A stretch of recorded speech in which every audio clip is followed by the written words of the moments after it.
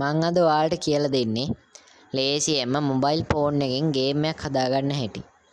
මම මේකට යොදාගන්නේ Struct කියන ඇප් එක. ඔයාලට මේක Google Play Store එකෙන් ලේසියෙන්ම ඉන්ස්ටෝල් කරගන්න පුළුවන්. දැන් මං මේ ඇප් එක ඕපන් කරගන්නවා. ඔයාලා මෙතනින් allow දෙන්න. ඊට පස්සේ මේ වගේ කනෙක්ට් වෙයි.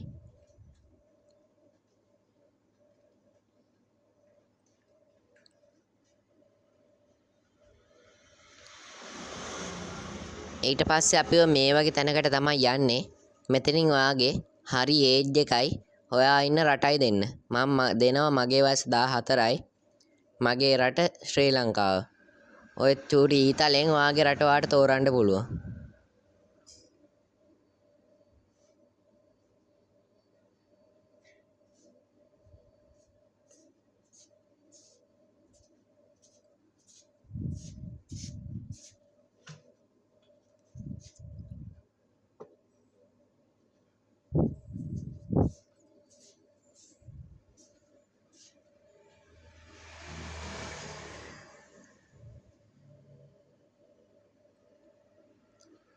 හරි මම එහෙනම් ශ්‍රී ලංකාව දාලා මෙතනින් කන්ටිනියු කරගන්න. පස්සේ next ඔබන්න.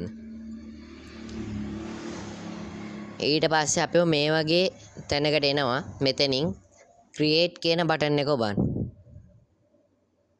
ඊට පස්සේ create new game කියන බටන් එක ක්ලික් කරන්න. ඊට පස්සේ ආයෙත් මේවා කනෙක්ට් වෙයි.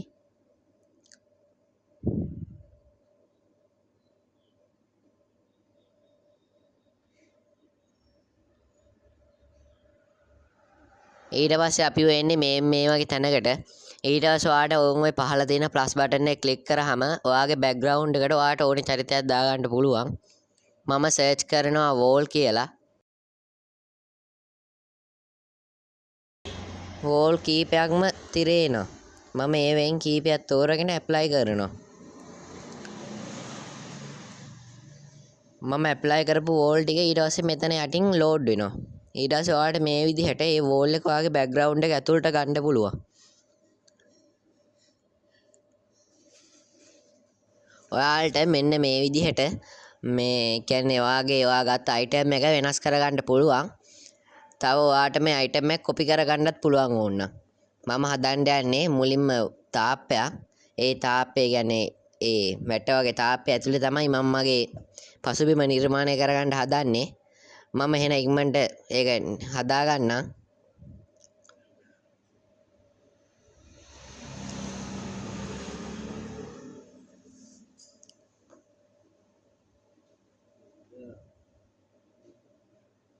මම දැන් තාප්පෙන් ගොඩක්ම හදාගෙන ඉවරයි.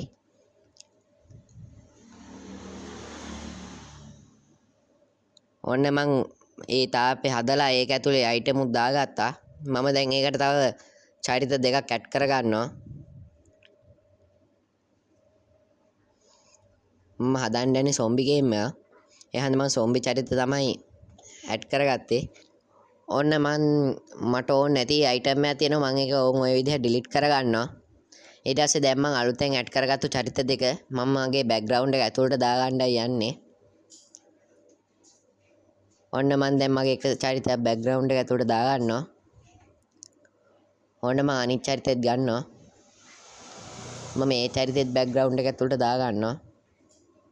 මම ඊට පස්සේ ඒකේ කොපි 3ක් හදා ගන්නවා. මම මේ කොපි 3 බෑග්ග්‍රවුන්ඩ් එකේ තැන් 3කින් තියා ගන්නවා. ඔය එනමි කෙනෙක්ව ටච් කරාම ඒ එනමිගේ සෙටින්ස් ටික ඔය ඔයාලට පේනා වගේ උඩින් වැටෙනවා.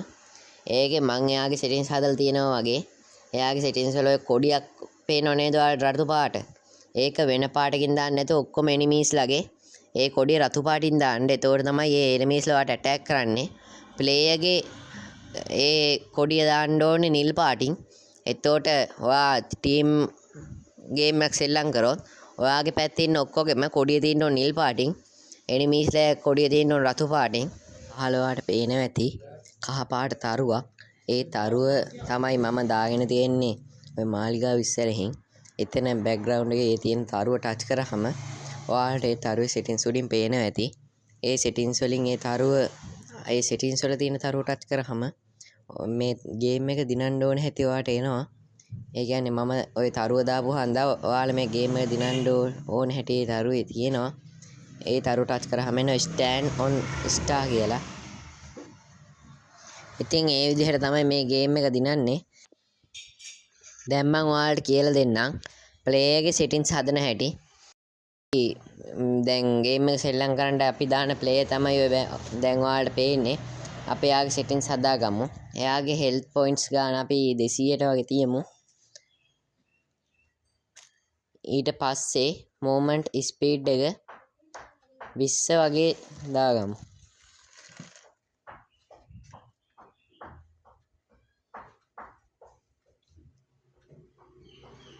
ඊට පස්සේ attack power එක මම උඩරිම දා ගන්නවා.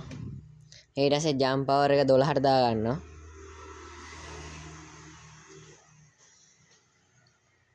හරි අපි දැන් play එක settings හදාගත්තා. ඊට පස්සේ අපි play ට ආයුධයක් දෙන්න. අර කඩුව වගේ mark එකක් තියෙනව නේද play එක settings ගොඩේ. ආන්ගේ mark එක touch කරන්න. ඊට පස්සේ මේ විදිහට load වෙයි. ඊට පස්සේ ඔයාලට කැමති ආයුධයක් මෙතනින් තෝරගන්න. ඔයාලට මෙතනින් ඕනේ ආයුධයක් ගන්න පුළුවන්. කඩුවක් තුන්නක් ඕනනම් මේ දුනු තියෙනවා. තව ගන් තියෙනවා. මම නම් තෝරගන්නේ ගන් එක.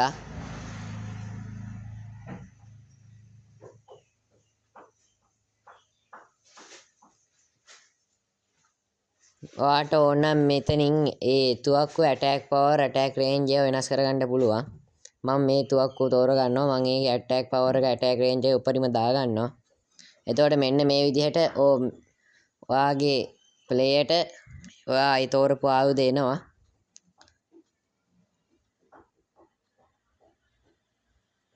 හරි දැන් අපි ඔයාගේ ප්ලේ කරලා බලමු. ඔය උඩ තියෙන ප්ලේ බටන් එක ඔබලා. ඔයාට ඔය උඩින් පේන ඇති පබ්ලිෂ් කියලා. ඔයාට ඕනම් ඔය පබ්ලිෂ් බටන් එක ඔබලා ඔයාගේ ඔය ගේම් එක පබ්ලිෂ් කරන්න පුළුවන්. මම ඔය ප්ලේ එක දැන් ගේම් එක ගාවින් තියෙනවා. මම ඔය ප්ලේ එක දැන් ගේම් එක තියෙන බෑග්ග්‍රවුන්ඩ් එකේ නෙමෙයි ඔය ප්ලේ එක දැන් තියලා තියෙන්නේ. ඒ බෑග්ග්‍රවුන්ඩ් එකට චුට්ටක් එහැයින් ඔයාලට මේක ප්ලේ කරලා පෙන්නන්න. ඔයාලට ඔය ගේම් එක ප්ලේ කරලා පෙන්නන්න ඕනේ හන්ද තමයි මම ඔය ප්ලේ එක වෙන තැනකින් තියලා තියෙන්නේ. මම දැන් ප්ලේ එක ඊළඟට තියාගන්නේ අපේ බෑග්ග්‍රවුන්ඩ් එකේ ওই තියෙන බැම්ම ගාවින්. ඔයාලට තියෙන බැම්මෙන් ගිහලා තමයි ඔයාලට ගේම් බැම්ම ඇතුලෙන් ඒ කියන්නේ මගේ බෑග්ග්‍රවුන්ඩ් එකට ඇතුල් වෙලා තමයි ඔයාලට ගේම් එක ප්ලේ කරන්න තියෙන්නේ. ඔයාලට ওই බැම්ම ගාව නිල් පාටින් පේන්නේ අපේ ප්ලේ එක. ඒ දොරෙන් ගිහිලා තමයි ඔයාලට ගේම් එක ප්ලේ කරන්න තියෙන්නේ. මම හැදුවේ ඒ විදිහට. ඔයාලට තව වෙනස් විදිහවලට හදාගන්න පුළුවන්. ඊට පස්සේ අර පබ්ලිෂ් බටන් එක එබුවාම ඔයාලට ඔයාලා ගේම් එකට නමක් දාගන්න පුළුවන්. මම දැන් මේ මගේ ගේම් එකේ නම Blood Bound Last Trigger කියලා. ඊට පස්සේ ඔයාලට ඕන නම් මේ ගේම් එකට ඩිස්ක්‍රිප්ෂන් එකකුත් දාන්න පුළුවන්. මම ඩිස්ක්‍රිප්ෂන් එකට දැම්මේ kill zombies and stand on star කියලා. ඊට පස්සේ ඔයාලට තියෙන්නේ අප්ලෝඩ් බටන් එක ඔබන්න. ඊට පස්සේ ඔයාලා ගේම් එක මෙන්න මේ විදිහට පබ්ලිෂ් වෙනවා. එහෙනම් අපි අද ගේම් එකක් හැදුවා. මේ වගේ තවත් වැදගත් වීඩියෝ ඕන නම් මගේ channel එක අනිවාර්යයෙන්ම subscribe කරලා bell icon එක click කරලා තියාගන්න. තව මම හදපු සුපිරිම zombie game එකක link එක මම පහල comments ගොඩේ දාලා තියෙනවා. ඒකත් ඔයගොල්ලෝ සෙල්ලම් කරලාම යන්න. ඒක ඔයගොල්ලන්ට ෆ්‍රී සෙල්ලම් කරන්න පුළුවන් විදිහට තමයි මම හදලා තියෙන්නේ. ඒ ගේම් එක හොඳයි නම් මට කමෙන්ට් එකක් දාන්න අනිවාර්යෙන්ම. එහෙනම් අදට සමු ගන්නවා. ඔයගොල්ලෝ හැමෝටම සුබ දවසක්.